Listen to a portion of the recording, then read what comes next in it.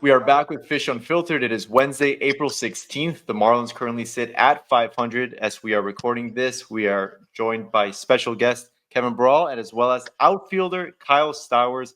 Kyle, thank you so much for taking the time, man. How's it going? Yeah, thanks for having me, guys. Yeah, it's going well. Appreciate it. Well, before we get into, your reaction to the trade and just how the season has gone for you personally, tell us how it feels for this team to be where it's at. I'm sure you read all the reports, all the projections. Team was not expected to do this well, and here you guys are sitting at 8-8 against a pretty damn good competition. Just how are you guys doing it? Yeah, I mean, it's obviously early, and I think, for us, it was all about canceling the outside noise, and I know you hear a lot of clubhouses say that, but it is true. You're kind of trying to go into the season, in my opinion, with no expectations is good, right? And that way we just have the room to play hard, to compete, play for each other, and I think that's what we're doing really well as a team. You have a bunch of guys. I've said this before to you guys that that haven't they're trying to make a name for themselves in this game, but we're pushing together. And I think that's what's really cool is it's not in a selfish way. Guys are pushing each other and we're rallying behind each other, and I think you kind of could feel it. How close the clubhouse was in spring. So to me, it's no surprise that we've had a solid start, and now it's just about keeping it going. It's about 9 months since the trade, since you and Connor were traded to Miami. Just if you can sort of recall how you reacted to the news and just how that whole day went for you. Yeah, no, it's a wild story. I think you that being traded mid-season is a whirlwind before even going through it, but going through it is wild. For me, kind of had an idea that there was a possibility of me being traded. I'd played a really good stretch of baseball in Baltimore in May and June, and so, but I was still only playing, every third or fourth day, and then I ended up getting optioned, with some really good numbers, and there's so many good players there, obviously, but that kind of was a sign to me that, like, hey, like, even when I'm performing well, like, I still wasn't, getting a ton of opportunity, and so that kind of is when I really thought that a trade could be possible for me, and so fast forward to a week before the trade deadline, we had a 30-day lease when I got optioned that had ended a week before the trade deadline. So that week before, we stayed in a hotel. We just booked a hotel for a week in Norfolk, and then we before that shipped pretty much all of our things, all of our extra things home. We really consolidated. We, as me, my wife, and our dog, really consolidated our things, and we went to Charlotte. Brought everything with us just in case, which is where we were going to be during the trade deadline. And I was in the tub in Charlotte, and I had just gotten out, and Kobe Mayo came up to me and he said, Norby just got traded to the Marlins with one other player. And I hadn't checked my phone because I was in the tubs, and I went and grabbed my phone, and I saw a missed call from Mike Elias, and I was like, oh, well, I think I'm the other player. And called him, had a good conversation with him, and then talked with Peter shortly after. And Peter's just like, hey, just wanted to connect with you and tell you that we're super happy to have you. He's like, I'll call you in a few hours once the deadline finishes and let you know about next steps. So I looked at the schedule, and like I said, we were in Charlotte at the time, and I looked at the schedule and I saw that the team was in Tampa Bay. And there was a 12 o'clock game the next day. And right after that, I saw the team was going to Atlanta. So I said, okay, there's no shot that I'll be able to make a 12 o'clock game, the next day, because it was, at nighttime the day before. So I was like, there's no way I'll be able to make that 12 o'clock game. So I said to my wife, like, hey, we should probably just drive tonight. We'll wait for official word, but drive tonight to Atlanta, kind of give ourselves a chance to beat the team to Atlanta and give ourselves some time. Peter called me back and he said, hey, we're going to get you on a flight tomorrow morning to get you here for the game. And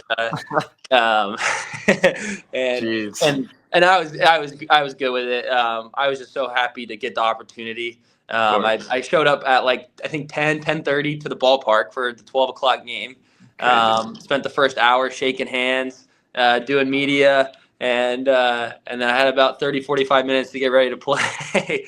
So it was a wild experience. Was just super happy for the opportunity. Obviously, when you get traded to a team, the way I look at it is there's a team that believes in you, and so I was excited for the transition.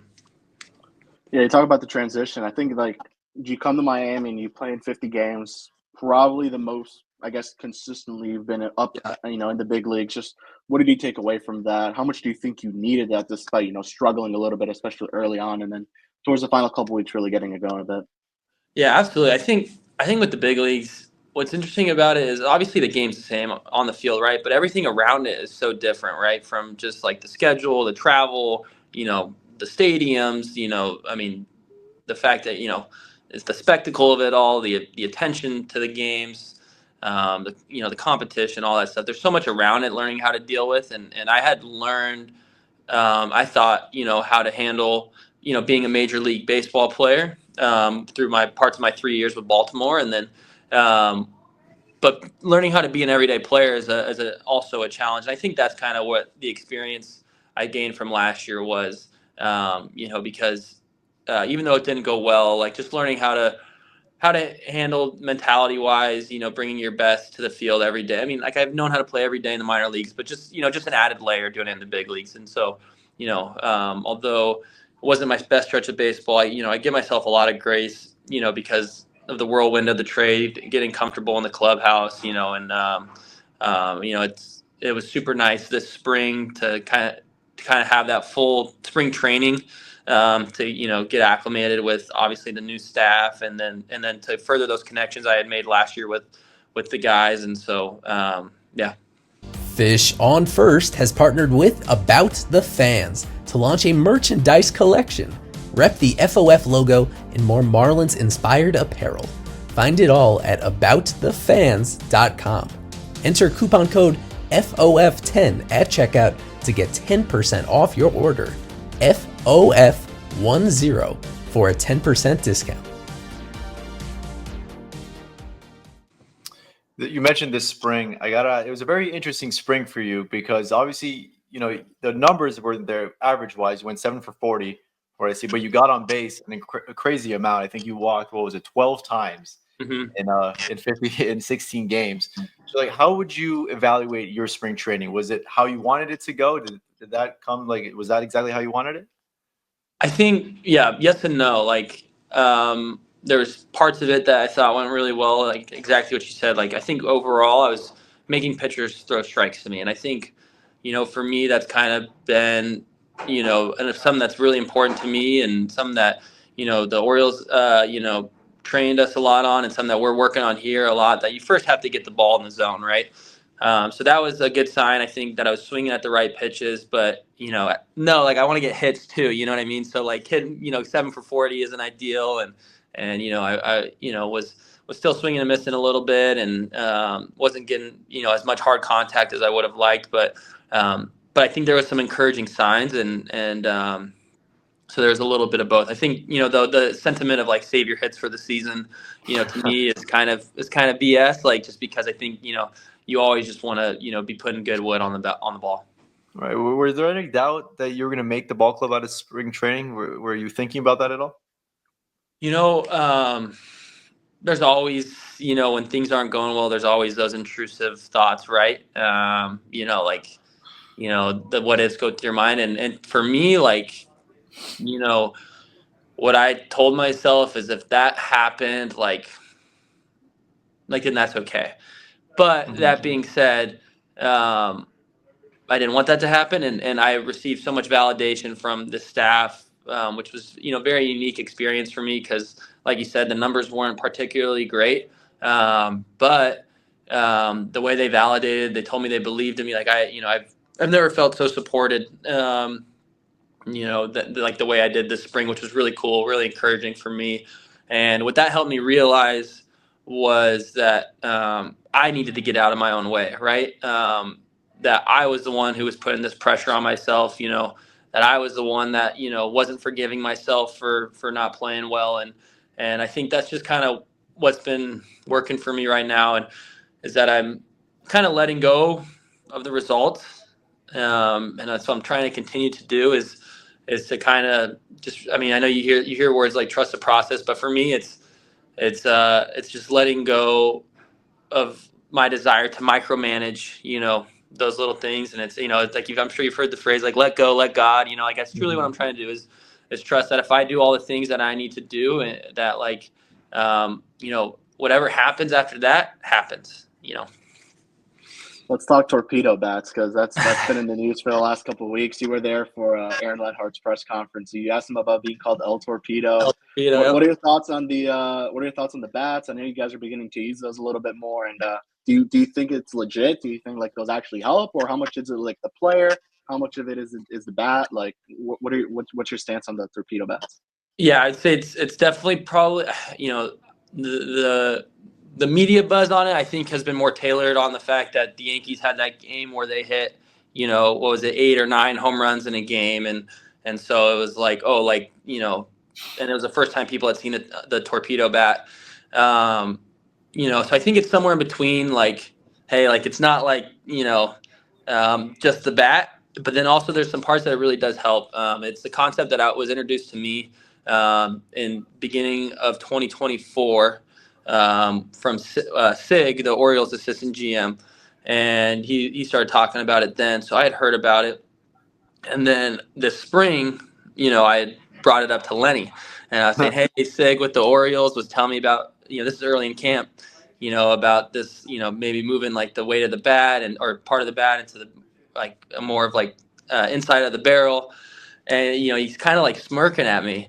And, I kind of finished my spiel, and he goes, yeah, I started that idea.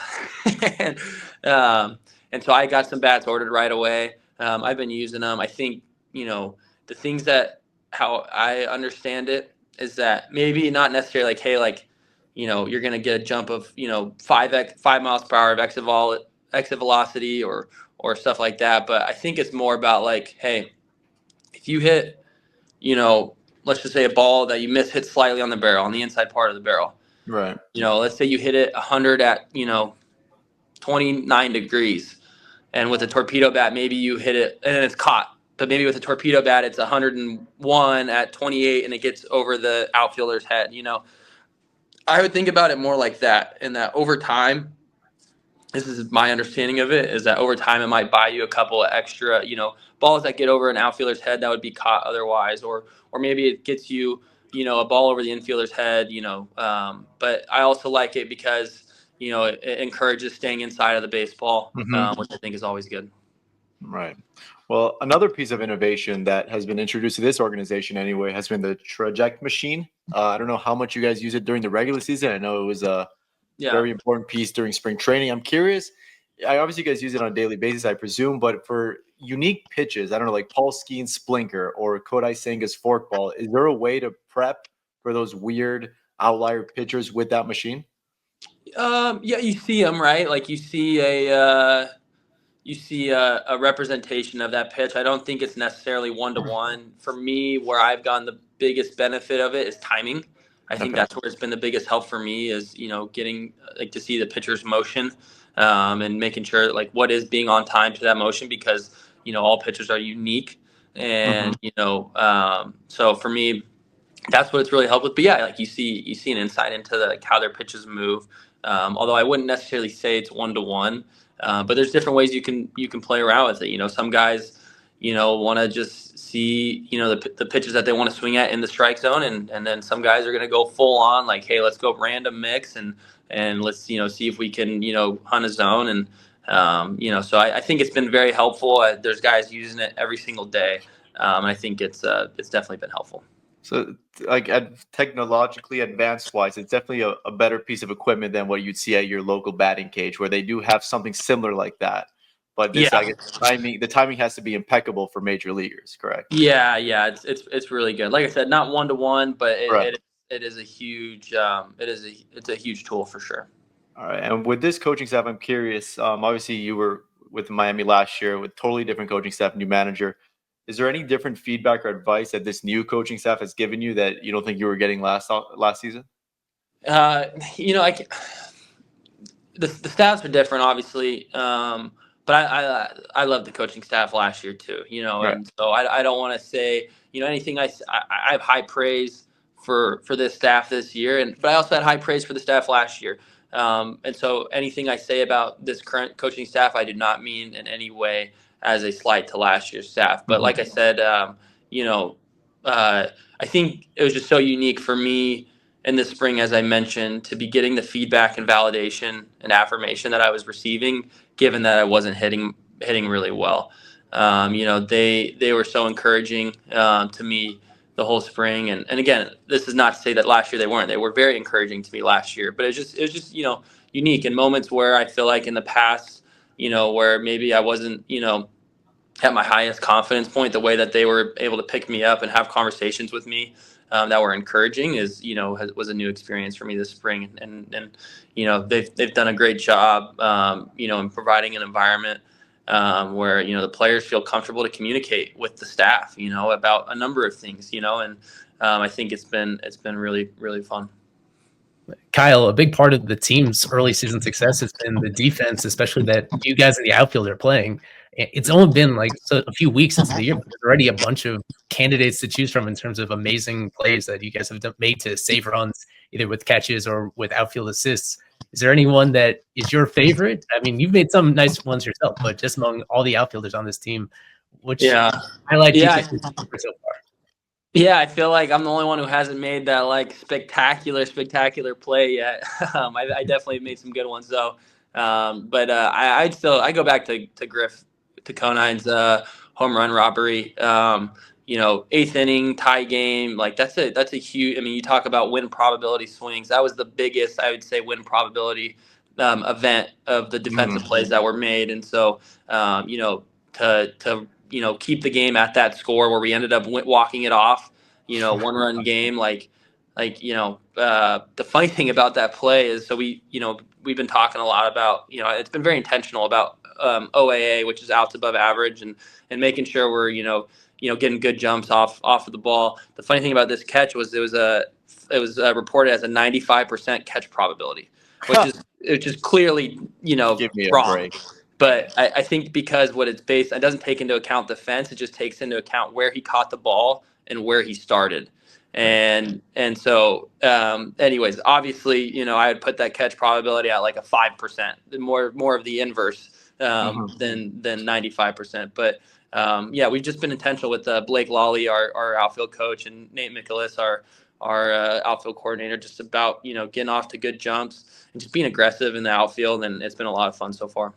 It's cool to see that you pay attention to what the catch probability is and all the other analytic stuff. I'm curious, as a young major leaguer, if you like everyone, like myself, and you and I are the same age, scroll through social media, you see what silly fans say all the time. I guess specifically when you do go through struggles, how do you either filter that out, or do you even notice them at all? Yeah, my way of doing it is I actually don't have any social media app. So I have all the accounts. And so like for me, like if I post on Instagram once every few weeks or once every couple months, I will download the app, post it, and then I'll delete it.